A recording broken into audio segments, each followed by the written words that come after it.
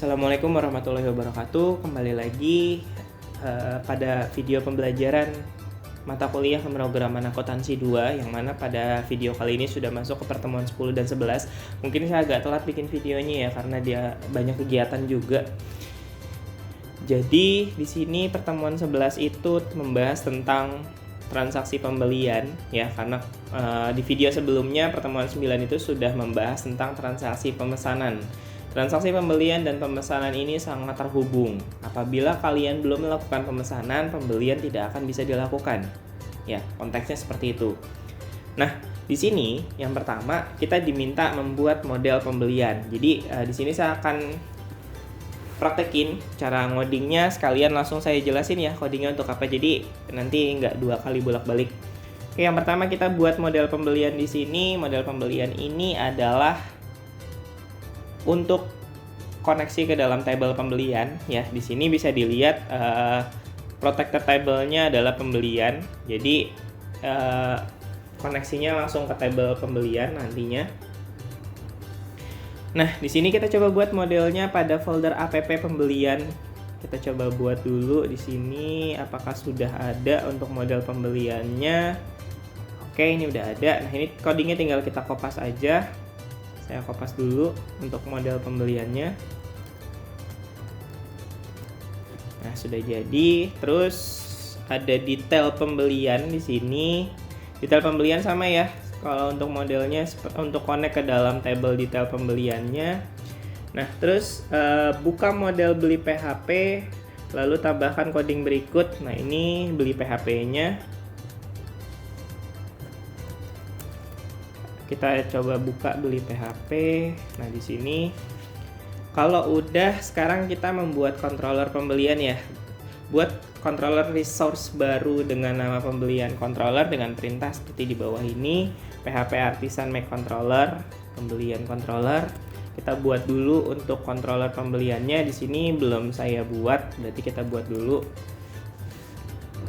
Nah, setelah controllernya dibuat, baru kita masukin coding yang di bawah ini ya. Ini lumayan panjang untuk codingnya. Oh iya, tapi sebelum itu saya ada mau masukin satu coding lagi yang namanya adalah model jurnal ya. Oke, saya buka dulu untuk modelnya. Modelnya ada di pertemuan 12 sih sebenarnya gitu. Jadi kita harus buka pertemuan 12 untuk jurnalnya. Kenapa? Karena di pertemuan 11 itu ada transaksi langsung posting ke jurnal untuk semua transaksinya. Nah, di sini baru ada di pertemuan 12 untuk model jurnalnya. Nah, ini ya model jurnalnya. Nah, ini harus dimasukkan di dalam model jurnal karena kalau enggak dia nggak akan bisa running nih nanti.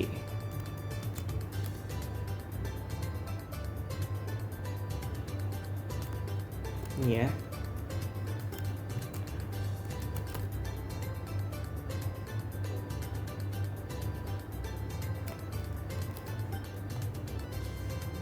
Nah, ini untuk model jurnalnya sudah kita masukin. Sekarang kita balik lagi ke pertemuan 10 ya. Nah, kita masukin dulu nih controller yang tadi. PHP Artisan Make Controller ini lumayan panjang untuk controllernya ya. Jadi, harap teman-teman perhatikan pengetikannya di sini.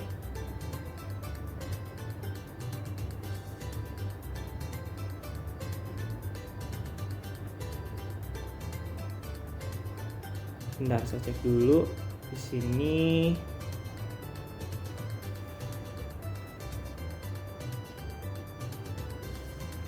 Ini ada yang kurang ya. Bentar, saya cek. Oh, ini ke bawah. Oke, jadi pembuatan controllernya dia nggak mau.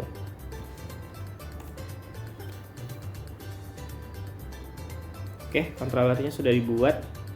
Sekarang kita masuk ke pembelian controllernya.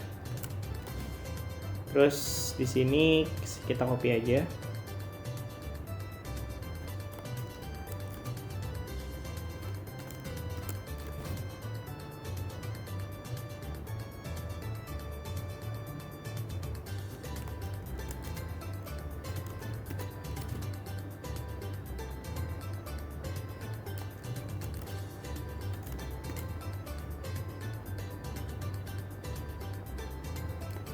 Oke, ini sudah kita ketik semua untuk codingnya.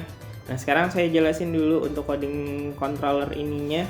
Di sini ke app detail pembelian, use app pembelian, app pemesanan tem, app tem pemesanan, use db alert sama pdf gitu ya. Jadi kita koneksi ke dalam model pembelian, terus model detail pembelian, model pemesanan tem, sama tem pemesanan. Karena itu nanti yang akan menampilkan data-data pembelian, data-data pemesanannya serta proses untuk input ke dalam tabel pembeliannya. Nah, di sini ada DB Alert PDF. PDF ini untuk yang mencetak invoice ya, mencetak invoice nantinya akan saya praktekkan.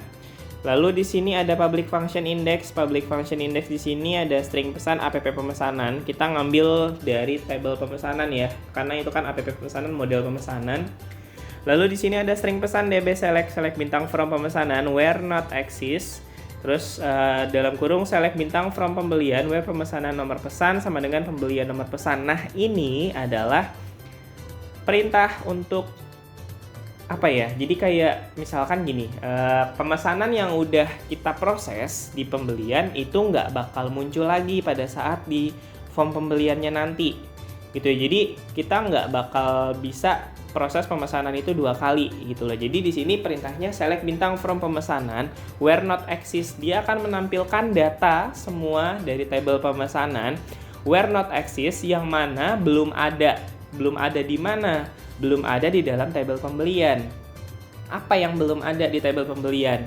Itu adalah nomor pesan di tabel di tabel pemesanan sama dengan nomor pesan dari tabel pembelian. Jadi nomor pesan yang udah ada di tabel pembelian itu nggak akan muncul lagi pada saat proses transaksi pembeliannya, gitu loh ya. Jadi nanti saya praktekin gimana caranya.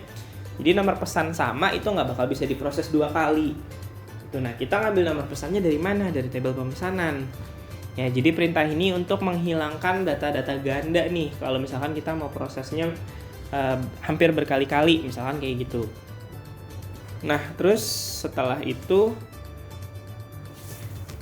di bawahnya ada return view untuk ke home pembelian ya. Gitu. Jadi itu untuk langsung masuk ke dalam pembeliannya, ke menu pembelian. Lalu setelah itu di bawahnya lagi ini ada yang namanya edit. Edit di sini adalah untuk proses ke dalam simpan ya di sini karena bukan simpan. Ini untuk nomor. Jadi nomor otomatis. Di sini ada tem pesan, ini ada FKT, ini ada JRU. Jadi kita membuat nomor otomatis buat di beli blade-nya kalau nggak salah nanti itu di beli blade-nya. Jadi pas begitu kita klik pembelian blade itu akan mengarah ngedirect ke beli blade. Nah, beli blade ini akan menampilkan nomor-nomor otomatis ya seperti nomor pemesanan, nomor pembelian dan lain-lain. Lalu di sini juga ada nomor jurnal. Nomor jurnal ini kita nggak tampilin karena begitu pembelian selesai dilakukan, prosesnya dia langsung masuk ke dalam tabel jurnal. Ya, nah kalau udah gitu, nah di sini nomor urut akhirnya berdasarkan nomor beli. Jadi dia akan mengurut terus ya sama kayak pemesanan kemarin gitulah. Jadi kalau misalkan udah pernah pesen 4 kali ya nomor selanjutnya adalah 5 gitu dan begitu pun seterusnya. Nah, ini untuk jurnal ini juga sama. Di sini max nomor jurnal, berarti dia akan ngecek dari nomor jurnalnya yang terakhir berapa. Lalu ada decrypt string, terus detail ini untuk tampil pemesanan ini untuk nomor pesannya, terus table setting untuk nama transaksi. Nah, di sini kita langsung proses jurnal ya. Jurnalnya makanya di sini ada akun kas, table setting, nama transaksi kas. Terus di sini ada table setting nama transaksi pembelian. Terus return view ini untuk nampilin pembelian belinya. Ini adalah beli blade. Ya, beli blade-nya yang ditampilkan dalam beli blade itu apa aja, banyak, ada detail, ada format, ada nomor pesan, ada pemesanan, sampai terakhir itu tem pesan. Ya, ini ngambilnya dari atas. Terus di sini ada public function PDF. PDF di sini berdasarkan string ID. String ID-nya di sini adalah pemesanan. Jadi nanti kita bisa ngecetak invoice berdasarkan nomor pemesanannya. Nah, di sini detailnya tabel pemesanan berdasarkan nomor pesan ya, karena di sini ada where nomor pesan. Setelah itu ada supplier, ada pemesan untuk menampilkan data suppliernya, lalu pemesanan untuk menampilkan detail nama data pemesanannya. Lalu di sini ada PDF float view, laporan faktur. Dia berarti mencetak laporan faktur ya, mencetak laporan faktur nanti. Nah, laporan faktur ini adalah laporan faktur blade.php. Di dalam folder laporan nanti kita akan buat.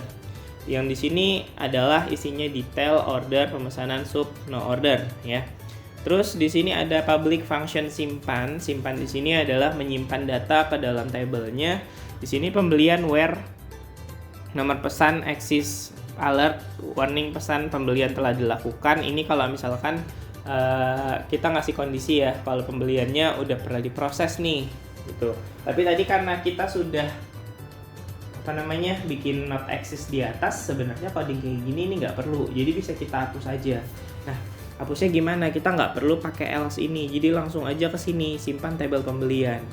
Nah, setelah itu di sini untuk menyimpan data ke dalam tabel pembelian. Ini use-nya app pembelian, karena app pembelian tadi kita buat di atas codingnya terhubung ke dalam model pembelian ya. Model pembelian itu terhubung ke dalam tabel pembelian. Lalu di sini ada nomor beli, tanggal beli, nomor faktur, total beli, nomor pesan. Nah, ini yang bakal disimpan datanya. Tambah pembelian save, lalu ada simpan data ke tabel detail pembelian. Di sini ada kode barang, request kode barang. Nah, ini untuk ke detail pembeliannya ya. Terus di sini ada for each. For each di sini adalah perulangan. Kenapa? Karena kita nyimpan data barangnya itu nggak cukup satu, tapi banyak gitu. Misalkan pemesanannya ada 5 barang, ya udah 5 barangnya kita simpan ke dalam detail pembelian gitu. Jadi apapun yang kita pesan itu bakal nanti kita simpan pada saat pembeliannya. Kita terima lah barangnya gitu ya. Terus di sini ada detail pembelian insert input. Nah, di bawahnya lagi ada simpan ke tabel jurnal bagian debit. Di sini ada string tambah jurnal debit app jurnal. Nah, ini langsung menyimpan jurnal otomatis gitu. Jadi teman-teman nggak perlu lagi bikin untuk transaksi jurnal ya. Tapi terserah kalau mau bikin transaksi jurnal nanti di tugas project akhirnya gitu. Kalau mau otomatis seperti ini silakan, kalau enggak juga nggak masalah. Ya, di sini nyimpan ke tabel jurnal. Terus nomor jurnal, keterangan pembelian barang, tanggal jurnal, nomor akun, debit, kredit gitu ya. Lalu di sini ada simpan ke tabel jurnal bagian kredit. Ini bagian kreditnya. Jadi yang tadi itu debit ya, karena di sini request totalnya itu adalah debit. Tapi di sini adalah request totalnya itu di kredit. Jadi debit kreditnya nanti akan balance ya, seperti itu. Nah, terus akan muncul pesan data berhasil disimpan. Terus balik lagi ke dalam tampilan utama pembelian. Nah, setelah itu atur route dengan membuka file web.php, kemudian tambahkan kode seperti di bawah ini. Nah, ini kita tambahin dulu untuk kodenya di route web.php-nya. Tadi saya sudah buka. Di sini kita tambahin pembelian ya, ini kita tambahin dulu seperti ini. Nah, ini route-nya untuk ngedirect ke dalam pembelian transaksi. Lalu di sini untuk beli ID itu untuk pada saat kita klik beli gitu. Jadi itu kan mengarah ke direct ke beli blade. Karena di sini kontrolernya ke controller edit ya. Edit itu yang tadi saya jelasin, yang ada nomor-nomor jurnalnya dan lain-lain. Terus pembelian simpan itu untuk nyimpan datanya. Nah, ini pembelian simpan nih yang tadi ya, dia ke sini. Pembelian function simpan. Nah, kalau udah semua route-nya, sekarang kita tinggal buat folder pembelian dalam folder view, kemudian buat file pembelian blade. Nah, kita buat dulu di sini bukan view ya. Bukan file ya, tapi folder. Pembelian di sini, lalu ada pembelian blade.php.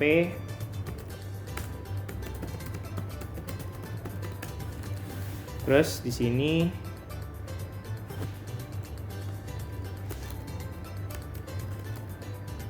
kita ketik aja dulu codingnya, nanti baru saya bahas.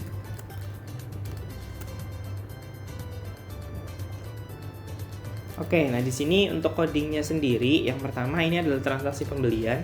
Dia akan menampilkan halaman utama transaksi pembeliannya. Di sini nanti akan menampilkan nomor pesan, tanggal pesan, serta aksi.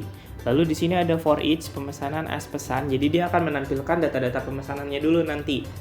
Ya. Lalu setelah itu di sini ada nomor pesan, tanggal pesan berdasarkan header yang tadi di atas. Di bawahnya itu ada ahref, pembelian beli, creep and crap string, string pesan, nomor pesan. Lalu di sini adalah beli gitu ya, ada beli, ada cetak invoice. Nah, kalau beli itu untuk mengarah ke beli blade yang tadi. Ini adalah pembelian beli berdasarkan route yang tadi di atas ya, ini pembelian beli. Dia ngubahnya berdasarkan ID. ID-nya apa? ID ini si nomor pesannya ID-nya. Ya, jadi kita klik beli, dia akan mengarah ke beli blade. Kita klik cetak invoice, dia akan mencetak untuk tampilan invoice-nya. Ya, di sini akan cetak order, cetak .order PDF. Jadi dia akan nge-route-nya ke cetak order PDF. Nah, setelah itu kita buat file baru dengan nama beli blade ya. Di sini di folder pembelian beli blade.php. Di sini nih kita buat dulu.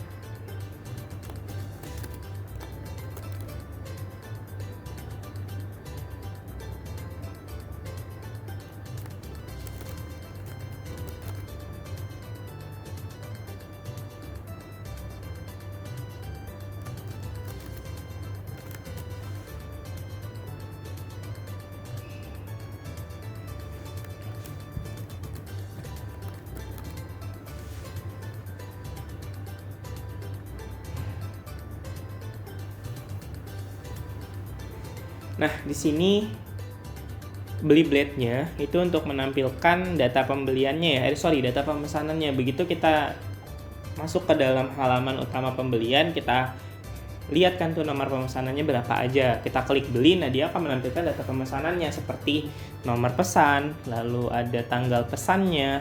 Ya, di sini ada nomor pembelian yang nantinya akan tampil.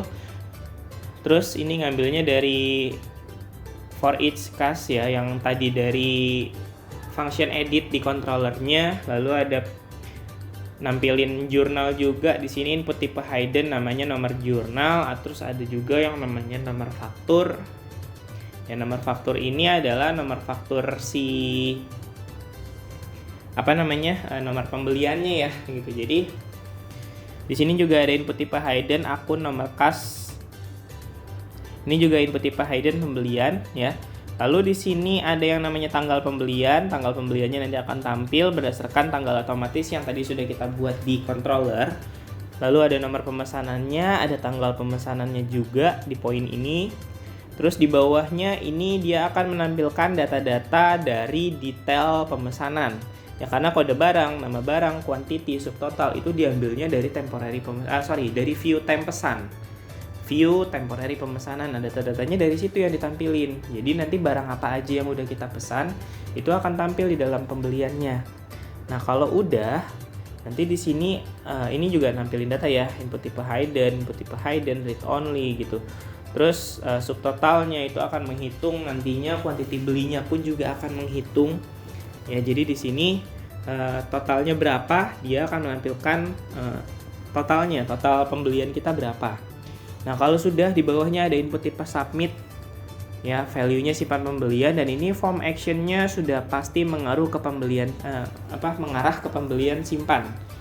Ya, pembelian simpan itu controller yang tadi. Begitu kita klik simpan pembelian, itu akan menyimpan data ke dalam detail pembelian, ke dalam tabel pembelian, serta ke dalam tabel jurnal yang tadi. Ya, karena tadi kita buat tabel jurnal juga. Nah, setelah itu kita ubah di layout blade-nya. Kita buka dulu layout blade-nya di sini. Ini kita ubah poin ini aja. Kita ubah poin ini. Ya, pembelian transaksi di sini. Ini adalah pembelian. Nah, kalau udah silakan buka trigger tambah dan update kode trigger seperti di bawah ini. Kenapa? Karena ini ada kesalahan ya kemarin triggernya yang kita buat di pertemuan 2. Jadi dia nggak ngebaca nih gitu. Nah, gimana cara kita update triggernya? Update triggernya tinggal kita buka aja localhost di sini. Atau kalau teman-teman mau delete triggernya dulu ya nggak masalah sih gitu ya. Nah, triggernya itu kan kita buat dari sini ya, dari yang namanya, mana sih database-nya? Nih, ini ya triggernya. Nah, di sini yang diminta adalah trigger tambah. Nah, trigger tambahnya kalau sudah, ini kita update aja. Jadi di bagian public function up ini kita update.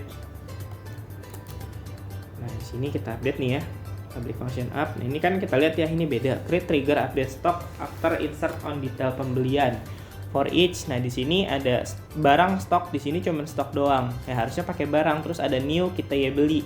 Nah, ini yang harus kita update. Ya, kita paste aja di sini. Setelah itu down-nya ini nggak ada yang berubah ya kayaknya. Unprepared drop trigger update stock. Oke.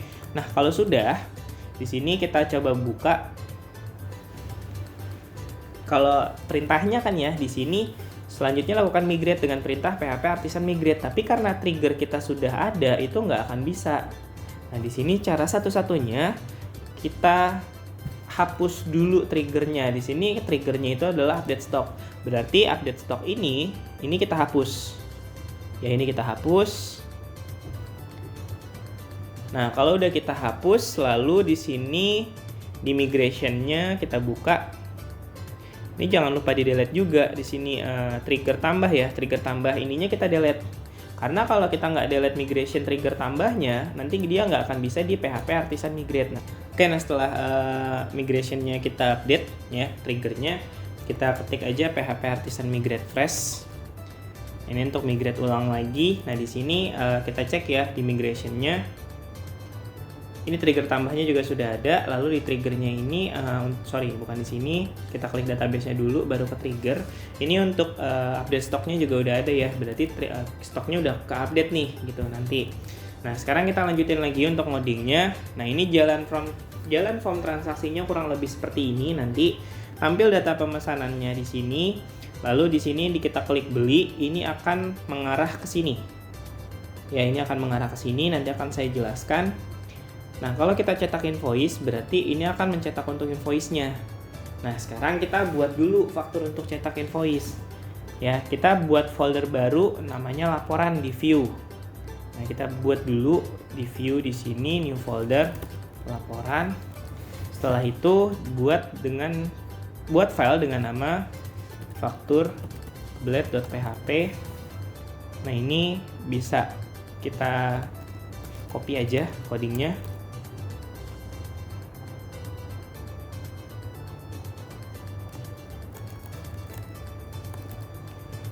Ini lumayan banyak ya untuk laporannya, ini tinggal kita copy aja.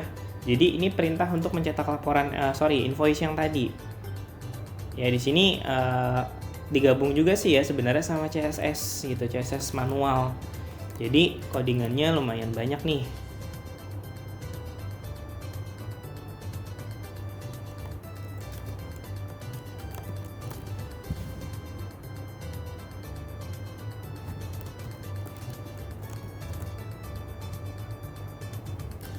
Oke, nah ini untuk coding cetak blade-nya yang tadi, faktur blade-nya. Nah, berikut ini adalah tampilan invoice-nya. Nah, di sini nanti akan saya tampilkan ya gimana cara running programnya. Nah, sekarang kita coba dulu running programnya. Oke, kalau sudah kita running dulu programnya.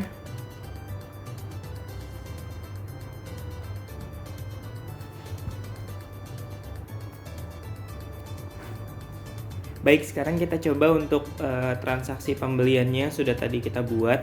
Kita login dulu untuk ke programnya.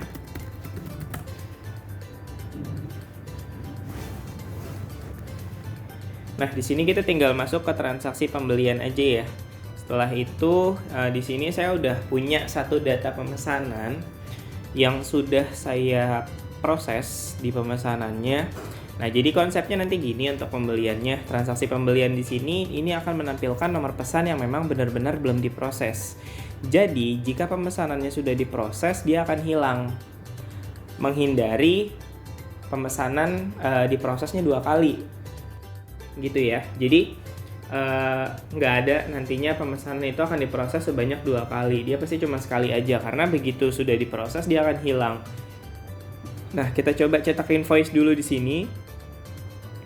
Cetak invoice ini adalah untuk mencetak invoice-nya ya. Jadi pemesanan dari suppliernya. Sekarang kita buka dulu.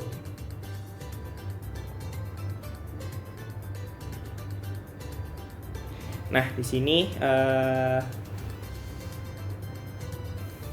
pemesanannya, invoice-nya.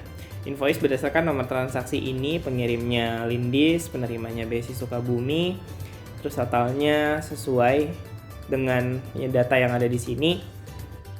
Ini nomor pemesanannya sama ya. Nah, setelah cetak invoice tadi, kita bisa langsung beli untuk memproses pemesanannya. Di sini totalnya 35 juta ya laptop. Nah, bisa kita lihat dari sini laptop harganya 7 juta dikali 5 35 juta gitu. Ini untuk invoice-nya. Nah, di sini sebenarnya kita tinggal ini aja ya. Jadi untuk pembelian ini, misalkan kita pesan 5, barangnya itu harus ready, ada gitu 5 ke suppliernya. Jadi karena kita melalui proses PO, ya barang selalu ada gitu. Ada kemungkinan nggak misalkan barangnya kosong gitu ya. Nah, itu tergantung masing-masing kasus perusahaannya gitu ya. Misalkan kita pesen 5 tapi yang ready cuma 3 gitu. Mungkin kayak di Zahir atau Mayop ya. Itu bisa aja, nggak ada masalah. Tapi kan konsep programnya berbeda dengan yang seperti ini gitu. Nah, di sini kebetulan untuk programnya itu, jika kita pesannya 5, ya barangnya harus ada 5 ready gitu. Jadi barang ready semua, baru kita proses nih pembeliannya atau penerimaan barangnya. Kalau misalkan barangnya belum ready, ya kita nggak akan proses-proses sampai barang itu ready gitu ya. Dan pasti supplier pun juga nggak mau mengecewakan customernya dong gitu. Kita sebagai customer loh ya gitu. Jadi pasti supplier akan memenuhi permintaan dari customernya. Oh, minta 5 nih laptopnya, ya udah kita sediain 5. Nggak mau tahu gimana caranya gitu, harus ada. Kita nggak mau mengecewakan si BSI Sukabumi ini gitu untuk proses pemesanan ke kita, misalkan gitu ya sebagai supplier. Nah, di sini kuantitinya ini nggak bisa dirubah. Mungkin kalau teman-teman ada yang pengen ngerubah, ya silakan aja dirubah gitu. Jadi bisa dirubah, misalkan seperti di Zahir nerimanya cuman pesennya 5, nerimanya cuman 3 gitu ya. Nah, terus setelah itu di sini kalau udah kita simpan pembelian, ini ada nomor belinya ya, nomor beli, nomor tanggal beli, nomor pesan dan tanggal pesan. Nah, untuk nomor beli di sini sudah mulai dari 006 karena transaksi saya mulainya sudah pernah beberapa kali saya proses ya. Jadi dia mulainya dari 006. Berarti sudah ada 5 data di database saya. Terus tanggal pembeliannya itu adalah hari ini, tanggal 6 Juni 2021. Lalu tanggal 7 Juni 2021. Setelah itu di sini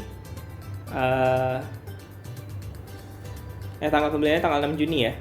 Dan terus nomor pesannya di sini 006 TRX 5 2021. Berarti saya proses pemesanannya itu di bulan Mei. Dan tanggal pesanannya di sini juga sudah tertera. Nah, ini tinggal kita simpan aja pembeliannya, klik simpan. Dia akan muncul pesan data berhasil disimpan, dan transaksi pembeliannya ini nomor pemesannya udah hilang gitu. Jadi nggak ada lagi seperti yang tadi saya bilang, data pemesanan ganda gitu ya. Menghindari kerangkapan data gitu. Kita udah terima lagi. Nanti pas dicek stok opnam sama bagian gudang, ini kok barangnya nggak ada ya. Tapi kita terimanya banyak banget gitu loh. Nah, itu untuk menghindari itu gitu ya. Jadi kalau yang sudah diproses ya udah hilang. Oke, baik, mungkin itu aja untuk transaksi pembeliannya, penjelasan programnya. Tadi sudah penjelasan codingnya dan cara pembuatannya. Mungkin jika teman-teman ada yang kurang mengerti atau ada penyampaian saya yang salah, saya mohon maaf. Silakan kita diskusikan di kolom komentar atau di grup WhatsApp jika mahasiswa yang nonton ini adalah mahasiswa saya. Terima kasih atas perhatiannya teman-teman semua. Saya akhiri untuk video pertemuan 10-11 kali ini. Wassalamualaikum warahmatullahi wabarakatuh.